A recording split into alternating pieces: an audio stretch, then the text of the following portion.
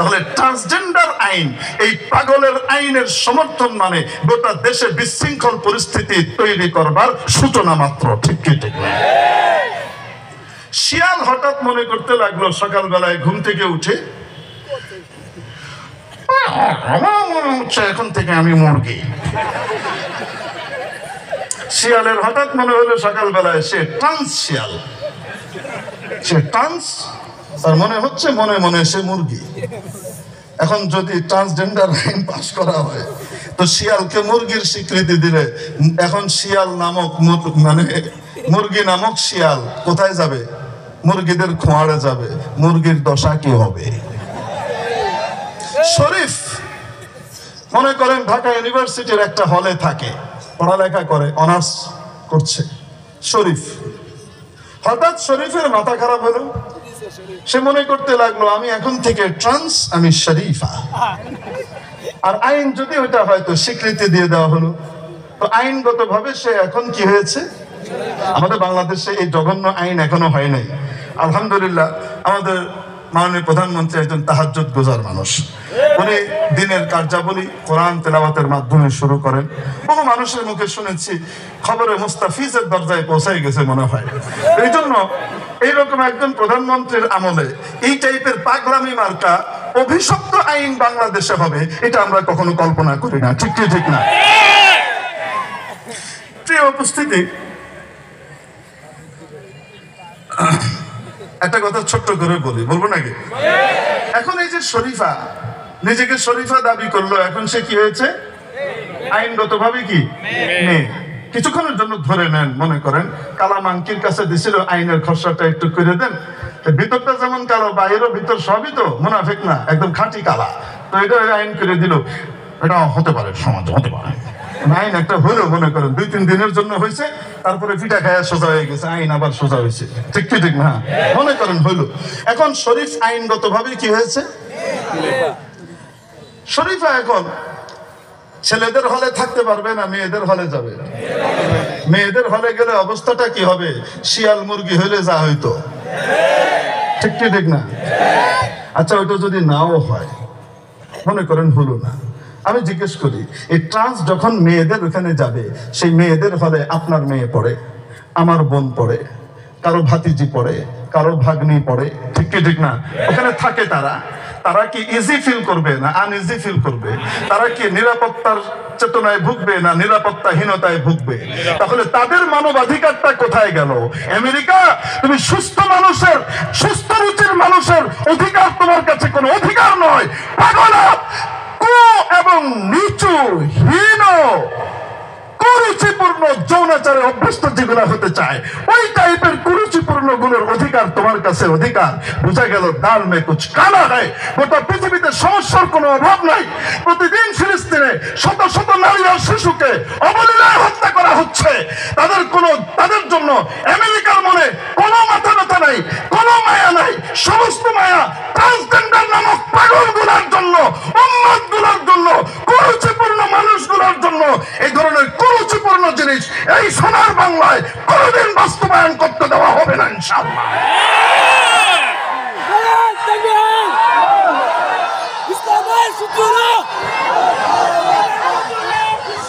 আমেরিকার এই স্বপ্ন ইনশাআল্লাহ কোনোদিন পুরা হবে না।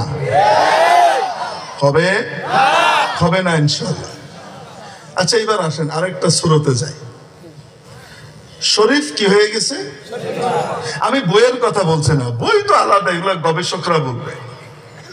আর কোনোদিন বই সাবজেক্ট নিয়ে বলতে গেলে সেদিন বলা হবে। আজকে বই নিয়ে কোনো কথা নেই না। এখন শোনেন, শরীফ আইনগত ভাবে কি হলো? এখন শরীফা বিয়ে করবে একটা মেয়ে, সে কি কোনো মেয়েকে বিয়ে করবে না ছেলেকে?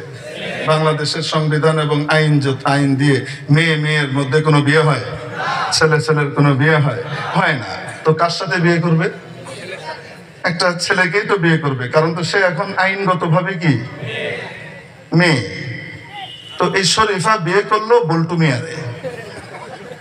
আগে বল্টু মিয়াকে মনে করেন বিয়ে করলো, বল্টু মিয়া ছেলে, আর শরীফা আইনগত ভাবে কি? কাপড়ের তলায় কি কন্যা কেন? তো তাহলে বিয়ে কি মেয়ে আর ছেলেতে হয়েছে না ছেলে ছেলেতে হয়েছে? এই হলো সমকামিতা।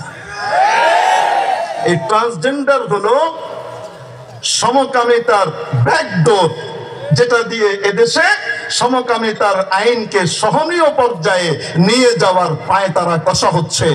আমেরিকান এবং পাশ্চাত্যের এই দিবা স্বপ্ন কোনোদিন ইনশাআল্লাহ বাস্তবায়িত হবে না।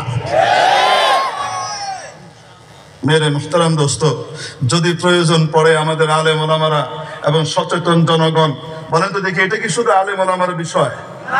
গোটা জাতির বিষয়। আসতে বলেন, গোটা জাতির বিষয়। সচেতন শুধু আলেম ওলামারা হবে না, গোটা জাতি হতে হবে। এটা এমন ভয়ঙ্কর জিনিস, যদি এটা খোদা না খাস্তা আমাদের দেশে কোনোভাবে আইনে পরিণত হয়, তাহলে সেদিন বেশি দূরে নয়, কওমে লূতের সেই জঘন্য আমল এদেশে অনুমোদন দেবার জন্য কিছু বিবেক বিক্রেতা তৈরি হয়ে যাবে। ঠিক কি ঠিক না? এর মুহতারাম দোস্ত, এজন্য যারা এই ট্রান্সজেন্ডারকে সমর্থন করে, না বুঝে করছে, আমরা বলবো ভুল পথ থেকে ফিরে এসো। এটা গজবের পথ, এটা সমকামিতার পথ।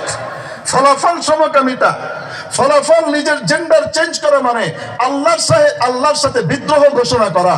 লা তাবদীলা লিখালকিল্লাহ, আল্লাহর সৃষ্টিতে মৌলিক কোনো পরিবর্তন করার কোনো সুযোগ নাই। আল্লাহ সূরাতুর রুমে এই আদেশ জারি করেছেন, কেউ যদি লিঙ্গ পরিবর্তন করে, কেটে কুটে খোদা না খাস্তা অপারেশন করে চেঞ্জ করে, তার উপরে অভিশাপ কম না অনেক বেশি। এই অভিশপ্ত আইনের পক্ষে যারা যাবে তাদের উপরে অভিশাপ আসবে। আসতে বলেন ঠিক কিনা? এখন কি চুপ করে বসে থাকার সময়, না সকলকে সচেতন হবার সময়? বোঝাতে পারি নাই মনে হয়। মেরে মুহতারাম দোস্ত, শেষ কথা বলে দিচ্ছি, যে যা মনে করে সে তাই।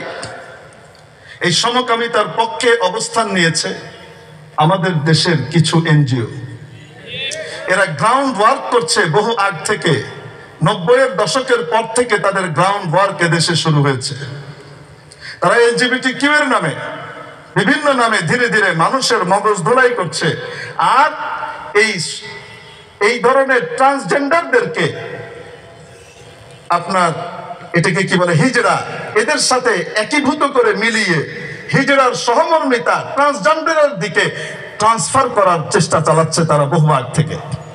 আমাদের অন্তর্দৃষ্টি সম্পন্ন আলেম ওলামারা, আল্লামা খতিব উবাইদুল হক সাহেব রহমতুল্লাহ আলাইহি, আল্লামা শামসুদ্দিন কাসমি রহমতুল্লাহ আলাইহি, শাইখুল হাদিস আল্লামা আজিজুল হক সাহেব রহমতুল্লাহ আলাইহি, আল্লামা মহিউদ্দিন খান সাহেব রহমতুল্লাহ আলাইহি, পীর মুহসিন উদ্দিন দুদুমিয়া রহমতুল্লাহ আলাইহি, হযরত মাওলানা ফজলুল করিম পীর সাহেব চরমনাই রহমতুল্লাহ আলাইহি থেকে শুরু করে দেশের বড় বড় অন্তর্দৃষ্টি সম্পন্ন আলেম ওলামারা আজ থেকে 25-30 বছর আগে জাতিকে সচেতন করেছিলেন যে সমস্ত এনজিও গুলো এদেশে আসছে, এই নন গভর্নমেন্ট অর্গানাইজেশন, এই বেসরকারি সাহায্য সংস্থাগুলো এদেশে সাহায্য করবার জন্য আসছে না, এদেশের মানুষকে স্বনির্ভর করবার জন্য আসছে না।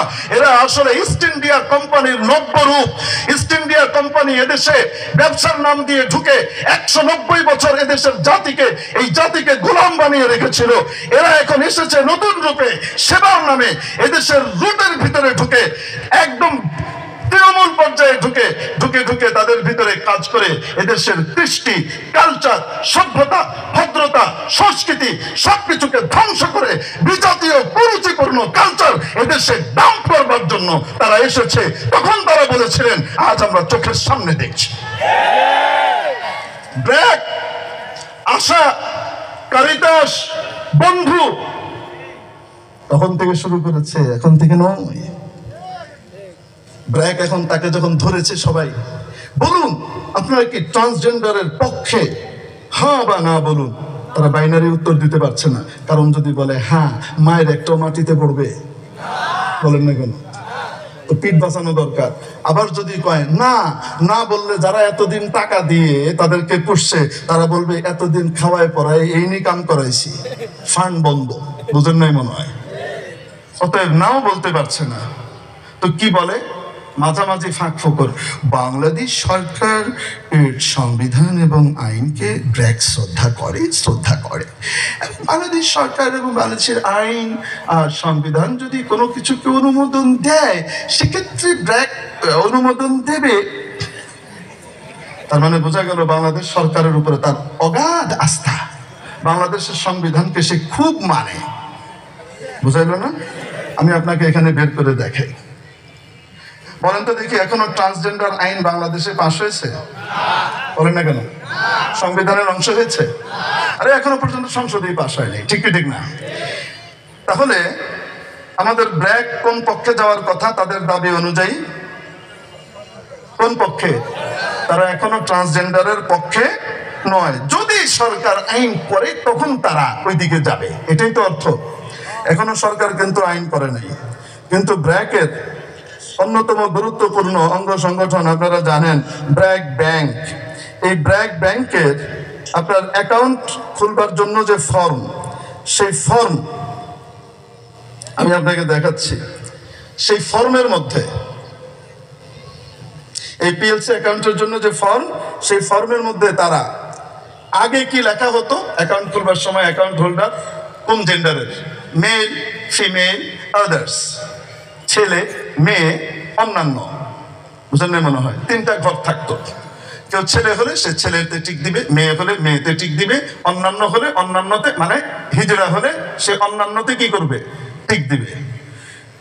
ব্র্যাক বাংলাদেশে আইন হওয়ার আগেই এই যে দেখেন, এখানে তারা এখন লিখেছে মেল, ফিমেল, ট্রান্সজেন্ডার।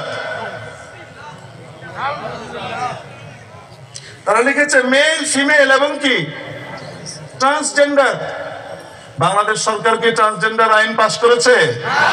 তাহলে বাংলাদেশ সরকার আইন পাশ করার আগেই তারা যে লিঙ্গের পরিবর্তন করে এখানে ট্রান্সজেন্ডার লিখলো, বাংলাদেশ সরকারের আইনকে, সংবিধানকে বৃদ্ধাঙ্গুলি দেখাবার কারণে ব্র্যাকের সমস্ত কার্যক্রম, সমস্ত সংস্থার কার্যক্রম এদেশে অবিলম্বে বন্ধ করা উচিত। ঠিক কি ঠিক না? ধোঁকাবাজির জায়গা নাই। এরা এদেশের সমকামিতা, এরা এদেশে অভিশপ্ত ট্রান্সজেন্ডার প্রথা, এইটা প্রমাদ। এদের সাথে যদি কেউ সম্পর্ক রাখে, লূত আলাইহিস সালামের স্ত্রীর সাথে যা হয়েছিল তার কপালেও তার জুটার কথা। ঠিক কি ঠিক না? সিদ্ধান্ত আপনাদের কি করবেন। ব্র্যাকের আড়ং থেকে জিনিস কিনবেন কিনা, ব্র্যাকের ইউনিভার্সিটিতে বাচ্চাকে পাঠাবেন কিনা, ব্র্যাককে আপনি আপনার তাদের ব্যাংক এবং তাদের যে মাশাআল্লাহ ভ্রাম্যমান ব্যাংক বিকাশ আছে, এগুলোতে আপনারা টাকা দিবেন কিনা, সম্পর্ক রাখবেন কিনা, এটা আপনাদের ব্যাপার। এটা নিয়ে আমরা কিছু বলবো না। ইচ্ছা হলে রহমত নিবেন, ইচ্ছা হলে গজব নিবেন। ট্রান্সজেন্ডার প্রথা এবং এই আইন, এটা রহমতের না অভিশাপের?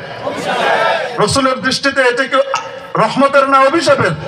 আল্লাহ তাআলা আমাদেরকে বুঝবার তৌফিক দান করেন। ওয়া আখিরু দাওয়ানা আলহামদুলিল্লাহি রাব্বিল আলামিন। আসসালামু আলাইকুম ওয়া রাহমাতুল্লাহি ওয়া বারাকাতুহু। 4 মিনিট বেশি। আলহামদুলিল্লাহ, অত্যন্ত গুরুত্বপূর্ণ নসিহত শুনছিলাম। আমাদের তরুণ প্রজন্মের অন্যতম